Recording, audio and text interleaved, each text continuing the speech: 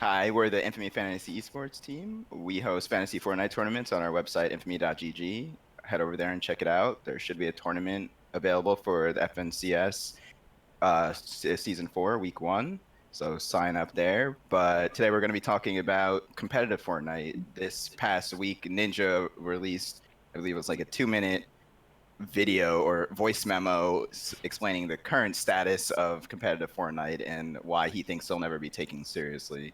So pretty much what he said in the video was that um, since the tournaments are open format, anyone can get to Champions League and then be in the open format tournaments for the FNCS, and it ruins pro players who grind the game all day. Their tournament chances, they quote unquote can be griefed by inexperienced players who don't know how to play the game. They contest people off spawn and things like that. So we've talked about this before. What are your guys' thoughts on the competitive Fortnite scene Is it and like, d- the does this path? go to like the criticisms that like battle royales can't be a real esport genre because No, not. any like It's more if you just endemic. send a bunch of jimmies at someone, it doesn't Yeah, matter how good you are, It's you're getting it's swarmed. it's more of a Fortnite endemic problem, because yeah, they like even though the Apex scene isn't as big, but like the main like a big criticism point that like Ninja has like it's like a rotating carousel of like players that could be playing in these tournaments, and there's no like solidified like teams or like a group of players that you know are going to be there almost all the time. And Right, the free flowing yeah, nature so of the Apex it does competitive have like Fortnite scene.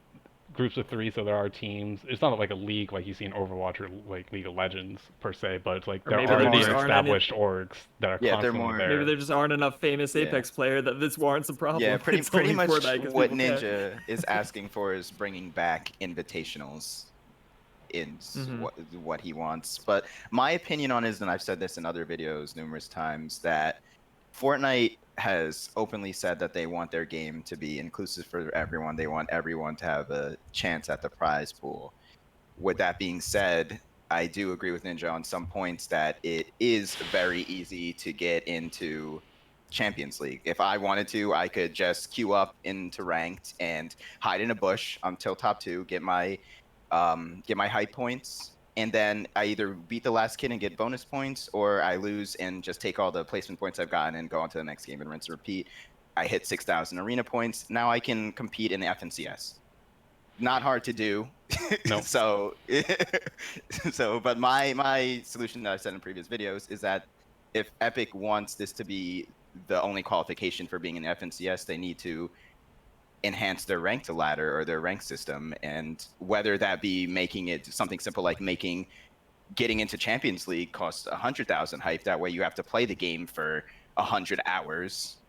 That's not in a direct correlation, but that's just hypothetical. 100 hours to get into Champions League. Only the people who are super invested, like pro players who play 12 hours a day, can achieve a feat like that.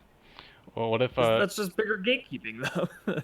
But That's like that's so but that's that's like what what's they that's the part of the want. bigger problem that Yeah, there's like too I know many. it is a matter of gatekeeping, yeah, mhm. but I feel like one of the advantages is like that they don't run into the problem where finding new talent because they're always on the lookout because you can show up and put on. But I think just the skill requirements for what makes you a good player, like maybe it's the rules that need looking at if you can cheese it so easily. But I think it's more that the top players, like once you reach the top, like you can get screwed by people that just want to take you out for the Yeah. lulls. Mhm. Yeah, it's very easy for anyone to get into to qualify for FNCS Opens. Well, That's a fair point. what if I I think it comes down to just like since we've had a lot of solos recently up till this most recent FNCS. What if they just like get rid of solos for the top tier competitions? Like we keep the cash cups and the weeklies and whatever as open to anybody. Anyone can join. If you pop off, you pop off, and you get the smaller prize pools and whatnot. But I think if like you want to have the more legitimate pro scene, just make it trios all the time, duos, squads, whatever. I think solos is just too open to kids griefing or maybe not even knowing they're griefing. They're just too inexperienced. They like just happen to get into a game. It's just like the possibility of screwing over like a top level player is just like so much higher in solos than the others. then I think you should just get rid of it. Yeah, or Yeah. make it more prone to invitationals. Only like have a bunch of open ones, but then if you want like a kind of a big name one that attracts those players, then make it invitational solos. So Yeah. it's a little like more Which level playing field. Hmm. which I'm surprised Ninja had this to say about it, because he's this past last towards the end of last season and this season he's been doing his Ninja Battles tournament, where it is an invitational. He invites top players and content creators to compete. I think it's for $50,000 every week in his Ninja Battles tournament. So he does have his own system like that, and it can it can be done. It would just take third-party companies, because Epic doesn't seem to want to shell that out and work with orgs and have exclusive tournaments like that. So it'll take third-party people to do that. But it's this is one of the good things about Fortnite. They have the invitational tournaments like Ninja Battles. They have the cash cups for anyone to participate in, and then they have the FNCS, which anyone But technically can you shouldn't have to qualify. rely on like an individual streamer or like esports personality to piggyback off having that system in place. Like again with Apex, they have the ALGS Invitational, which is run by EA, and so it's the EA overseeing it, and the teams that make it in, 9 times out of 10 are the same teams because they have the best players, and so you're able to follow those storylines and those players better and just get more invested in the scene as the more time you spend watching them and whatnot. But yeah, if I think it's gonna have to like outside in, people are like, oh, LOL Ninja's running it. It's not a real tournament at some point. I think you need to have the name Epic behind it to be like this is like a legitimate like tournament. Yeah, my whole How do point you is that they already do so much. At what point is it like is it like, all right, they have the cash cups, they have the champion series, they Yeah, have the yeah. specific tournaments for They bring the most opportunity than like almost any other esports yeah. scene. Like there's yeah. more opportunities for no names to make it, but it's also hurting the the longevity because if there's just a constant flux of people that like are only in the limelight for like maybe a month, then like you're gonna lose interest. Yeah. Yeah. How do you guys think the audience feels about it? Like, do they like the idea that like not only that they personally have a chance if they want to pursue competitive, but just like anyone new could pop up and that's like, more potential players and storylines to follow? Or do you think they prefer to have a more enclosed like bubble around it where it's like, okay, you need to qualify a certain way to be able to be considered professional and watch like the best of the best go at it?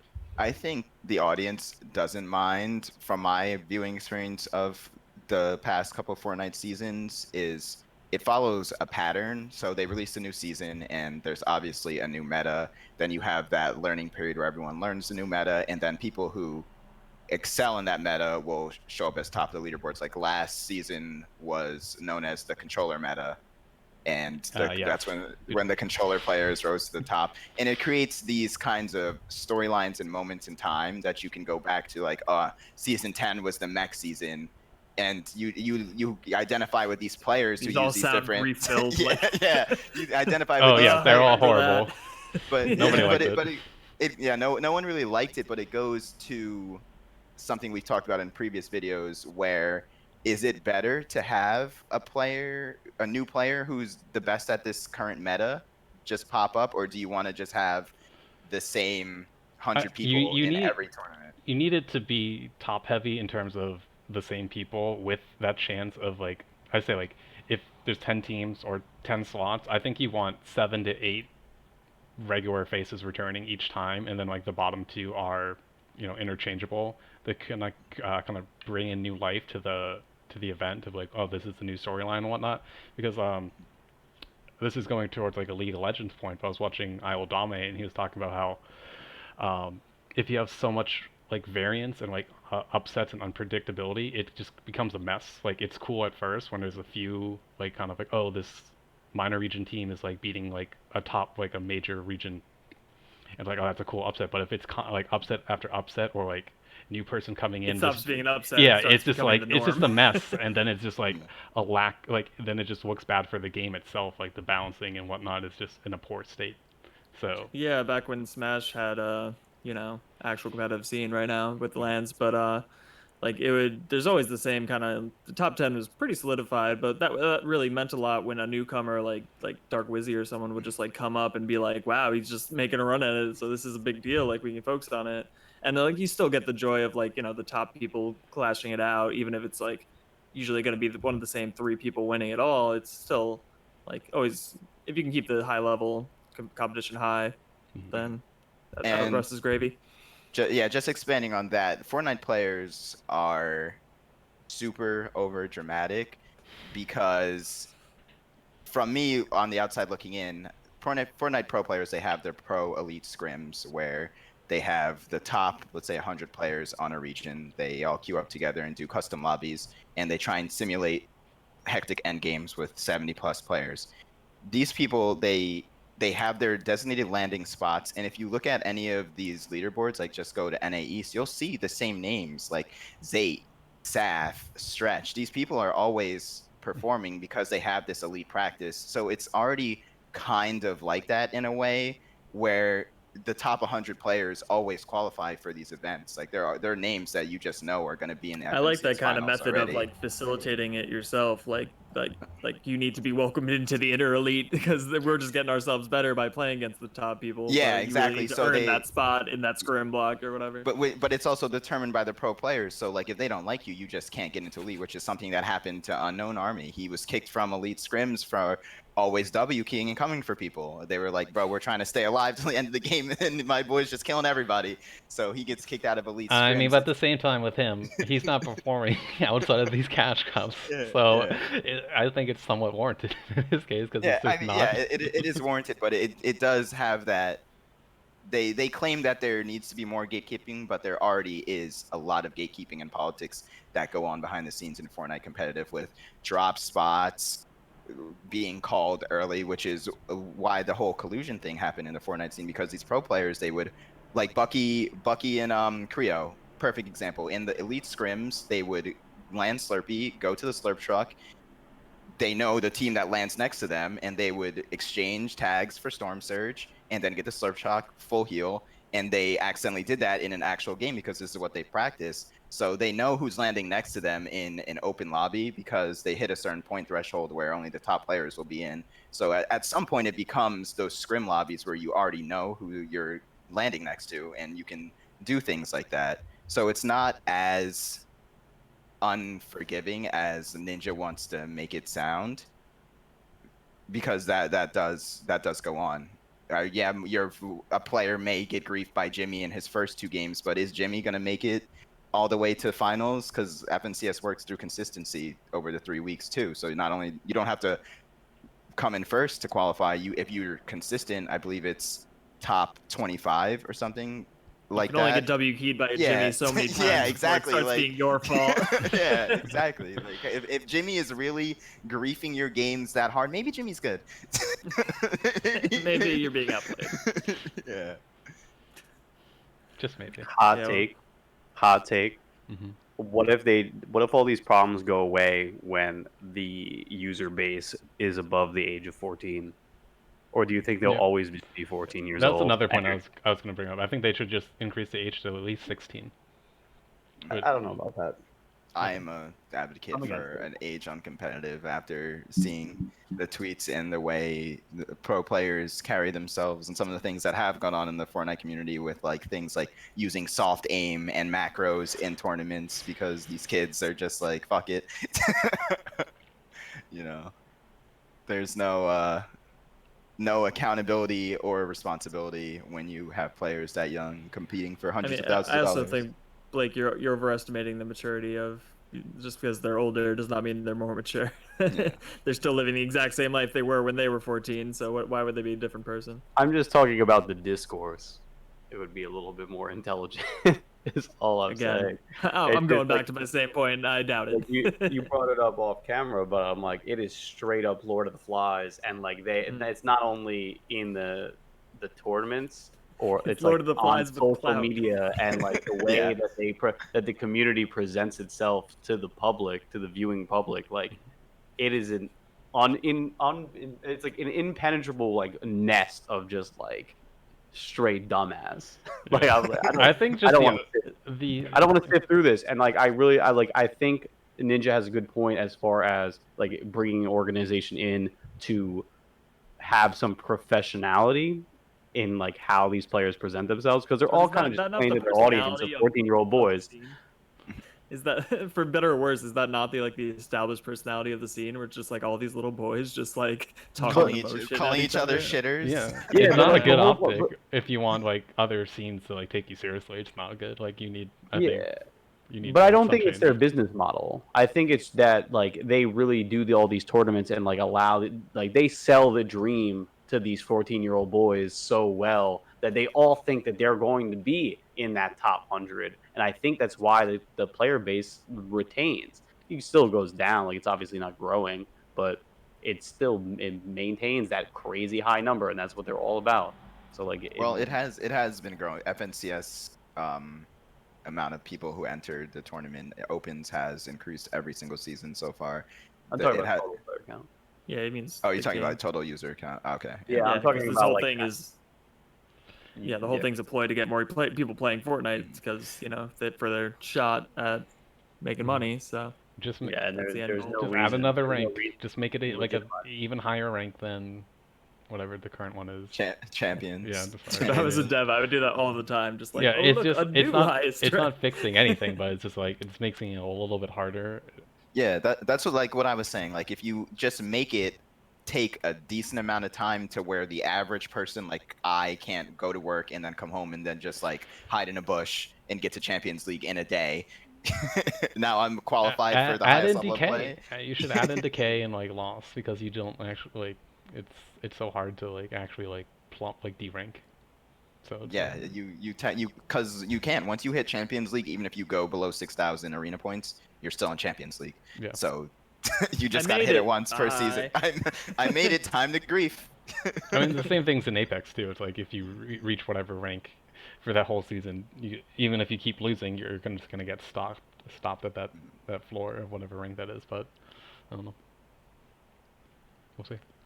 Yeah, we'll have to see, but I think there are solutions that can be in place. I don't think it's as it is a problem, but I don't think it's as serious of a problem as Ninja is pointing out, because he does run his own invite only tournaments. But again, it shouldn't be up to random individual people to do that. Yeah. Yeah, but I think if they just organized maybe the social media presence, or like the player, like they spotlighted some of like the more consistent pros, I feel like it would seem a little bit more cohesive than like But from that like isn't gonna work if they're losing out to W Key Jimmy. Like, yeah. I No, think I no, like I the mean idea like of adding a newer. you don't want to rewrite the script, but you do need to have some kind of storyline, like Jake was saying. So like if they had some maybe like a little bit better presence like with their players, like Epic is very hands off with the whole situation, and I think it's a smart move on their part because like again, Lord of the Flies. But if They're they wrangling had little some, boys. yeah. So like it's just like trying to pick out the ones that are like better or like easy to work with for Yeah, like I think brand they need deals. to. I don't think they can just like push a narrative. I think there needs to be something concrete behind it, and they can do that by having like adding a higher level above Yeah. champions, And where that it's invite only, or that's like you need some that's kind a of good point, control. because this season, I believe, I could be wrong, it could have been last season, but they did implement the overall arena point leaderboard, and I believe Mars OW is at the top of it right now. Ex Overwatch player turned Fortnite player. He has like over 100,000 arena points. What if they implemented some kind of system where the top 100 people on the overall arena leaderboard at the end of the season get to participate in their own tournament? Yeah, that's what I'm saying. That- That's just like something a larger long-term invitational. So Yeah. Yeah, but there at least there's some kind of concrete way that is Mhm. also it doesn't disconnect from the community. You know, it still feels like I can just grind my way up there. You Yeah. know, Yeah. Cool. So more to come on that. Hopefully, Epic does something to help these pro players stop getting W keyed by W key Jimmy. And that being said, we're the Infamy Fantasy Esports team. We host fantasy Fortnite tournaments at our website, infamy.gg. Head on over there, check it out, and sign up for our FNCS Season 4 Week 1 tournament. And we'll catch you in the next video. I'm gonna get a new shirt. Get a new Good. player. All right.